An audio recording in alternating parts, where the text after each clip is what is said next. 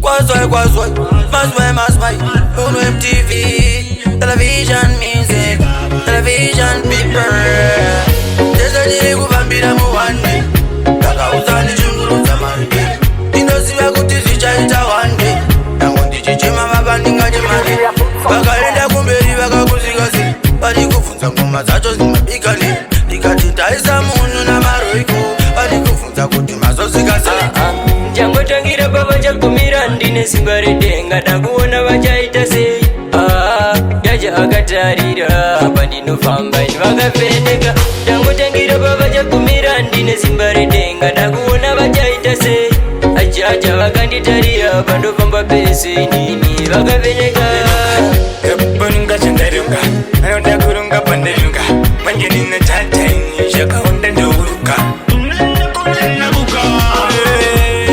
changu zvichipepe inga vakawanda nekuti ndeziva tese tiri pesipesula anditi kunangura yakateka mazamariya nemajuta wirirano pachedu wangu tinokunda amunhu weMTV panze ndatobuda tikawirirana wangu zvinofamba ayeaye ayeaye ndiri ndega ndinokunda here ayeaye ayeaye ndinaishe ndinokunda unengoni kutendama itandivoni kudaimandipisa matimoni ai ekwarikiyani ndinokumbira yachanengoni asinjere tikwasolomoni amasimwe andikoni ndiri mutoni changotangira baba chagumira ndine simba redenga ndakuona vachaita sei.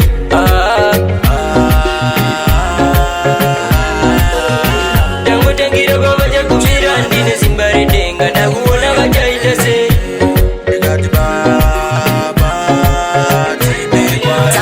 Tinokunda wangu nekutaura fair. That's why vilipichata chisusara chitinyeya. But don't care bibombo mozeteka don't care. That's why mangoma acho kunge spray tichispray ya.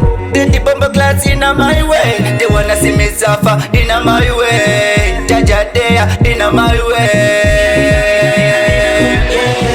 Ndikateka mazamariya nemajuta wirirano pachedu wangu tinokunda amunhu weMTV panze ndatobuda tikawirirana wangu zvinofamba ayeaye ayeaye ndiri ndega ndinokunda here ayeaye ayeaye ndinaishe ndinokunda vanotaura kavasina kuswera moyo wangu daima unjera satani chacho chakatochenjera asi mwari daima ndionera munzira